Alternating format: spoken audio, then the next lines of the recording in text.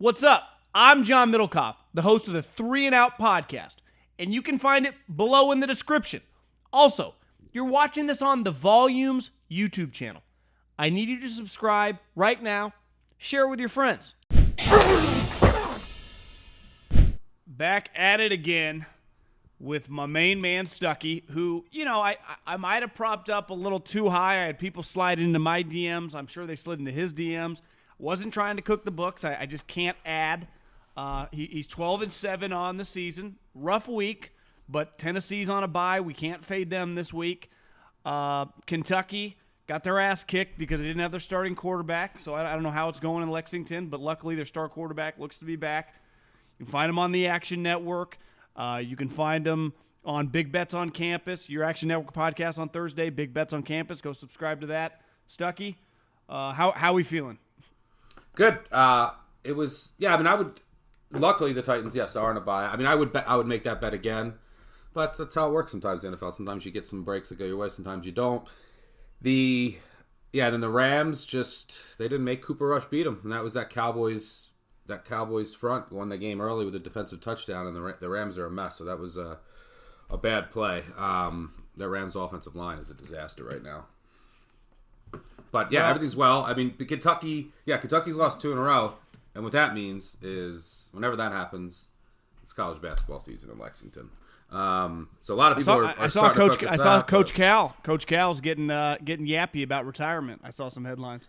Yeah, he's probably smiling after a couple. We were talking about that. Yeah, it was unfortunate that Levis got hurt. But, I'm excited for this weekend of college football and the NFL as always. Let's get into it. Well, the one bet you hit last week that I was I wouldn't say a loyal Dan Campbell guy, but I'm definitely off the scent and let the Lions just I wouldn't put any money on them for a while. But let's start with they were coming off the biggest line in the history of the franchise as an underdog in the Steelers, and they got fucking housed by the Bills. It was one of those 38-3. I saw like a Oklahoma fan on like Reddit, it was kind of going viral. Like, don't get it twisted. The score wasn't even that close, and that's what the Bill-Steeler game to me reminded me. I know it's 38-3, but that's about 100-0 equivalent in the NFL. Now the Steelers are playing the Bucs. I think I know where you're going to lean here because Tomlin, big dog, just getting their ass kicked. Everyone thinks they suck. And the Bucs aren't exactly blowing people out. Even though I even thought watching that game, up 21-0. The Falcons, I know they had a chance, but it's, they were getting kind of worked in that game. This would probably be a stay away for me just because I understand Tomlin's track record, but Big Ben ain't walking through that door. This team, to me, without T.J. Watt, I think the record, they've never won since he's been on the team. I just can't get behind the Steelers, but this is a big line, and I think the Bucs are, they're cruising to 11, 12 wins, but they're definitely not some dominant squad this year. This would be a stay away from me. How about you? Yeah, I played Pittsburgh here, plus 8.5. This is almost an auto play for me. Not, the Tomlin stats are ridiculous. I mean, I could go on to them for days. He's the most profitable coach as an underdog over the past 20 years. They're, and this will be the biggest home dog that they've been in 40 years if the line doesn't come down to 7 or below. And for what it's worth, over the past 20 years, Pittsburgh is 17-4-3 against the spread as a home dog.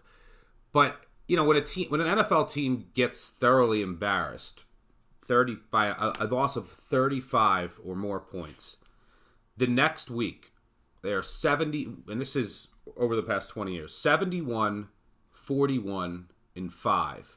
That's 63.5%. When they're an underdog of 3 or more points, if they're losing by 35 plus, this is the NFL market. 47, 17, and 2. Just 73%. So, it is still a week-to-week market. I think you get a little line value. And then these are professionals. You get embarrassed. They usually come out with your best effort, usually not as bad as you looked the week before. And then you have a guy like Tomlin at home. This is the season. I mean, I don't think they're going anywhere regardless, but they lose this game, they're done. You're done in the AFC. They're at home, just got roasted. I think, and if you look at the numbers, Kenny Pickett has been better than, the bar isn't high to clear, but been better than Mitch Trubisky.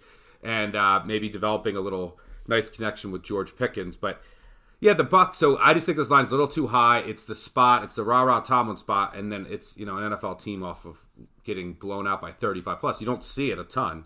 This isn't college, and the Bucs. Yeah, the Bucs are just they're kind of broken right now, and they need to figure it out. The offensive line isn't great. They can't run the ball because of that. Brady's under pressure. The wide receivers are just in and out. Like Godwin plays one series in the second half, even though he came back last week, so he's still limited. So just all the pieces aren't there. They're missing they're still missing Gronk. It's who that they really miss him in the red zone. And then the defense last week. We'll see who ends up playing. But one of the reasons the Falcons came back into that game is because they lost both starting corners to injury. They lost their safety to injury, and they were playing with rookies at corner. So we'll see who ends up playing for Tampa, but their secondary's banged up as well. Now it's the same case with Pittsburgh last week lost almost their entire secondary to injury. We'll see who ends up playing, but yeah, I just think as a home dog here of 8.5 points after getting embarrassed with Tomlin against a Bucs team that just hasn't found its groove yet. I'll take the points here in a classic Tomlin rah-rah spot. I've avoided them all year except for that Cincy one to open the season, just because there's only so much Tomlin can do with a limited quarterback. And look, the Bills blow out everyone. They beat everyone by 14 plus. When they're good, they're good. So yeah, I'll take the 8.5 here.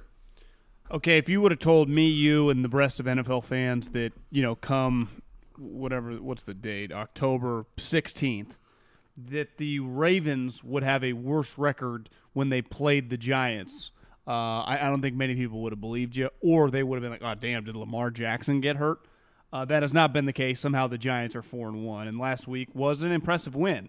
But it's not that I don't believe in Daboll. Clearly he's a good coach and been very impressive. I just don't believe in this team, and maybe I'm going to look like an idiot in a couple weeks, but I would hammer the Baltimore Ravens in this game. I think this has classic. Listen, if they start 4-2, even if they get rolled in this game, that's an incredible start for the New York Giants. But I like the Ravens big in this game. Yeah, I would agree. There's a couple things working in Baltimore's favor here. The perception of the Ravens is still lower than it probably should be. This is a team that easily could be undefeated. They blow a huge lead to Miami in the fourth quarter. They blow a huge lead to Buffalo late. Now, if that happens again, say they're up 17-20 on the Giants passing offense is not coming back on the Ravens. And now the Ravens secondary is at corner is healthy. They have a healthy Marcus Peters and a healthy Marlon Humphrey, and the Giants are just very limited at receiver. Which I think, basically what's going to happen here is the Ravens they're going to play man on the outside with their two corners, and they're going to load the box and just take away Barkley. And on the flip side, the Giants are coming back from London. Ravens are making a short trip up 95. That can only work in their favor. But when the Ravens have the ball, the Giants are going to blitz. That is what Wink Martindale does. And I think it was a huge upgrade at defensive coordinator. And it's going to help them overall this season generate more pressure for a team that struggles to do so. But the Ravens spent the entire offseason addressing their offense against the blitz because it was their kryptonite last year. Wink Martindale saw that front and center, and he also never deviates from blitzing. Lamar Jackson has absolutely shredded the blitz this year. 7 touchdowns, 1 interception, the second highest quarterback rating against the blitz. I think the first is Geno Smith, who's leads the NFL in every passing category somehow. Come back. So I think it's a good matchup on both sides. Obviously, a special teams advantage here, and Daniel Jones just for whatever reason has struggled more at home. He's 9-13 against the spread at home, and Lamar Jackson, when he hits the highway, 17-9 against the spread on the road, about 66%, covering by about a touchdown per game. 12-4 as a dog or favorite of less than 7. So Lamar's been good in this spot. Daniel Jones has struggled in this spot, and I think it's a good matchup for the Ravens on both sides. Their offensive line also getting healthier. Ronnie Stanley came back last week, all-pro left tackle. Instead of having a rookie in there, we have to give help to. He gave up 0 pressures in all of his pass block snaps, so it was nice to see him back. So yeah, I think this is a spot to sell the Giants. I love what Daboll's doing, but you also have to look at the schedule too. The teams that they beat haven't necessarily been last world week beaters. was kind of an outlier win of their wins. Yeah, it was more of impressive, but I think they were down 17-0, and I think it spoke more to some of the problems on Green Bay's offense. But just overall, it's like you beat Carolina at home by 3. You beat Tennessee by 1. It hasn't been the greatest schedule. Whereas the Ravens have played a number of the toughest teams in the NFL. So I think their superiority shows here on the road. The other thing I'm sure is, Greg Roman and Lamar Jackson saw Wink for years in practice every single day. Now, I would imagine Wink's going to be pretty fired up because I don't know if he quite, quote-unquote, got fired, but it was clear, like, we're not going to pay you the big bucks to come back. So there was a breakup. But like you said, he does what he does. He doesn't have 7 million pitches. He's got one, you know what's coming. And like you said, it's been good for the Giants, but I'm with you. I'm shorting them this week. Miami at hosting Minnesota. This one's interesting to me. Obviously, Tua's, I would have imagined, is not going to play. Correct. Teddy Bridgewater, probably up in the air, so they could end up with an undrafted free agent at quarterback again. That situation with Miami, to me, I think has a chance. Obviously, when they're fully healthy, even I'm not the biggest Tua believer, they're going to be pretty feisty because they got explosive weapons on offense, and the coach is, he's a pretty dynamic, schematic guy. And ultimately, they just got those two guys are just so fucking fast, it doesn't really matter. Even if you don't have Bill Walsh scheming Waddle and Tyreek. I've been really impressed with Tyreek's give a shit this year. I thought, it happens a lot in NBA and baseball. Sometimes you just get that enormous payday. You're kind of toward the end of your career, and you watch him, he's playing hard. Yeah. And it's been impressive. But their quarterback situation, the unknown, and I'm not some huge believer in Minnesota. This would probably be a stay away from me. I guess you just taking the home dog. Is that the philosophy here, Stuckey? Yeah, I just think the market has overreacted to the quarterback situation. It's like if Miami was fully healthy, and you still have to worry about Austin Jackson, their right tackle, came off IR. We'll see if he plays. Teron Armstead, their left tackle, is dealing with a toe injury. We'll see if he plays. Xavier Howard, their corner, is going to play, which is big. But if this team was fully healthy and Tua was starting, I would make it personally Miami -4-ish, and the drop off from Tua to Teddy Bridgewater not big. It's like a point and a half. So then you're at Miami like a field goal favorite if Teddy Bridgewater is starting, and he's not going to start. I think he's going to be he'll probably be cleared by game time and then be available as a backup if it goes wrong, or we'll see. So you're expecting the undrafted free agent quarterback to start? Yeah. So then, and then with Teddy being available, and so the difference between Teddy and this and the undrafted free agent is not 6.5 points from -3 to like +3.5 is enormous. You're going through 2 threes, even though you're going through a dead range. And he looked bad last week, but he was thrown into the fire. He'll run with the ones all week. We've seen backups in this league have success in their first couple of starts over and over again. So there's, a lack of familiarity, lack of tape on them. And then, you can kind of dumb things down. And he'll get the timing down with his receivers this week.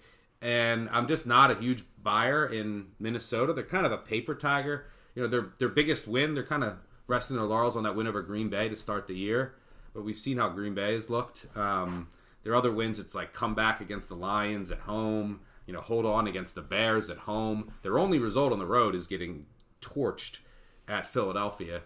So, the humidity in Florida, still September, October, usually a decent home field advantage down in Miami. Desperate team off a couple of losses. I think McDaniel working with Thompson and the ones all week can scheme up enough here to keep Miami close, and Minnesota tends to just like let teams hang around, and these games their games are always end up being close. And Stuckey, never forget McDaniel with Kyle when Jimmy got hurt years ago. They started messing with Nick Mullins kind of out of nowhere, and early on kind of competed. And no one had ever, unless you're some diehard college football guy, you didn't really know who he was. Now over time, he got exposed, but they won some games. And definitely probably covered some spreads with a guy that no one knew who he was, and now 5 years later, guy's still in the league. Okay, the NFC East right now, has 2 4-1 teams and obviously a 5-0 team. And this game is massive. I mean, the Eagles hosting the Cowboys. Now, it's probably not quite as big just because the star quarterback would be strong, but Dak's hurt. But the Cowboys, I mean, last week was impressive. Their defense has been awesome. I've shit on McCarthy as much as anyone, but, he's 12-5 last year and he's 4-1 this year. Like, ultimately, his team is winning some games. Does feel like they're kind of running into a buzzsaw here. I have a hard time twofold thinking, one, that offensive line, especially the young left tackle who got smoked once by Aaron Donald, which sometimes the Rams kind of manipulate it. Like when you have a shitty backup tackle, they'll put Donald out at defensive end. Well, the Eagles just have defensive ends. Like they have just edge pressure guys. So that matchup seems like a tough one. And also just the Cowboys aren't going to beat the Eagles with their quarterback throwing for 100 yards. Right? Yep. So it just feels like they're kind of running into a buzzsaw on this one. And ultimately, if you're competing for the division, as long as you split like this, you're not supposed to win this game. Like you wouldn't even supposed to win it if you had Dak. If it turns out the Eagles are this good early in games, sometimes they've been weird in the second half, haven't they? I mean, they've struggled to score for whatever reason. That would give me a little pause, just because you can come back on them because they don't really put you away. But I would have to lean the Eagles here, but I wouldn't feel great about it.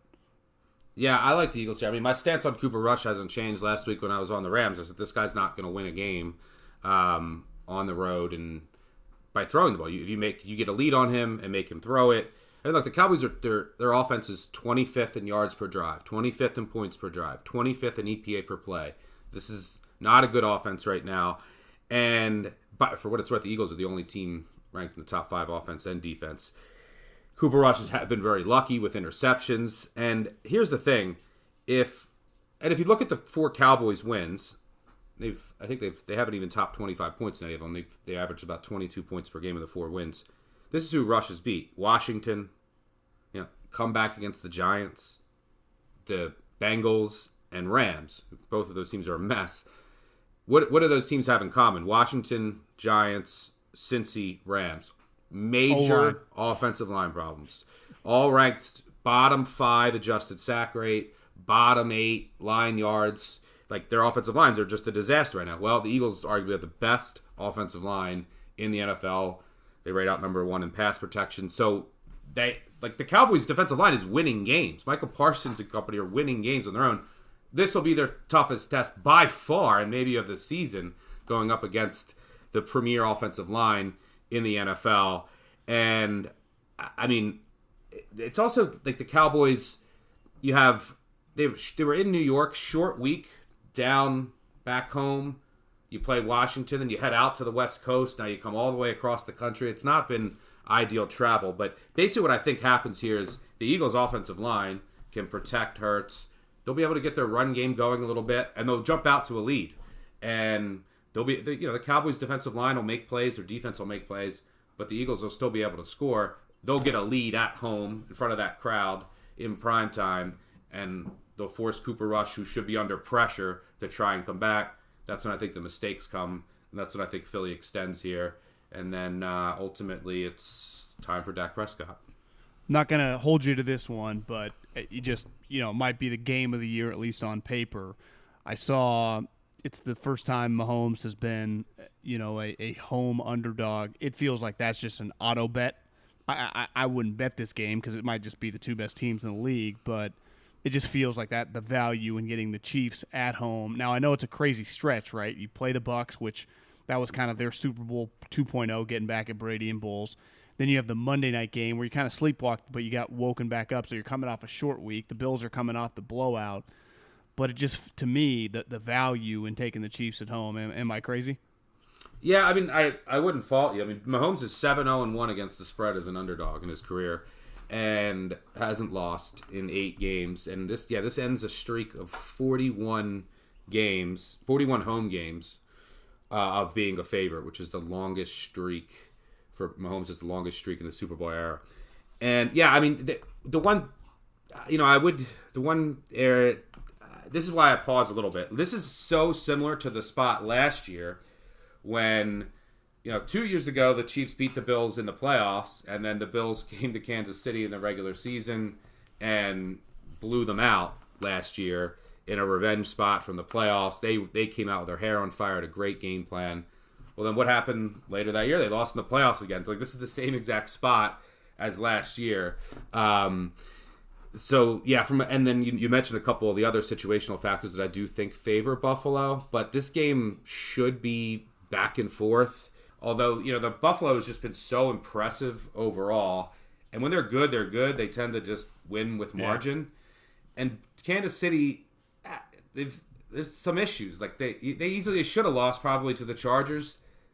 If Carl Sheffers doesn't get afraid of the crowd, should have lost to the Raiders, and they run into each other at the end. But they easily could have lost that game. They easily could have 3 losses. Now, they got a little unlucky in the Colts loss, but the Bills have looked a lot smoother and more polished so far this season. And if you compare what these teams to what they looked like last year, there's no Tyreek Hill to take off the top of the offense, which you're seeing impact their offense a little bit.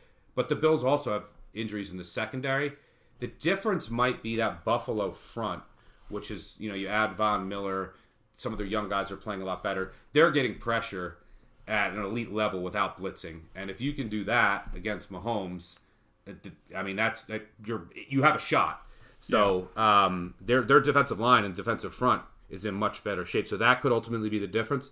But anyone who wants to take Mahomes catching 3 at home, I would never fault you for doing so. Well, I'm excited. We got some pretty good games on Sunday, so enjoy the weekend, and let's win some bets. Let's get back on the positive nature. I've lost a lot of money this year, so I would like some wins, and let's go Philly. Let's go Baltimore, because I think I'm going to hammer those 2. Let's do it, brother. Take it easy, bro. Talk to you soon. All right, man. Good luck. Thanks for watching 3 and Out. You can check out the podcast below in the description, and make sure you subscribe right now to the Volumes YouTube channel.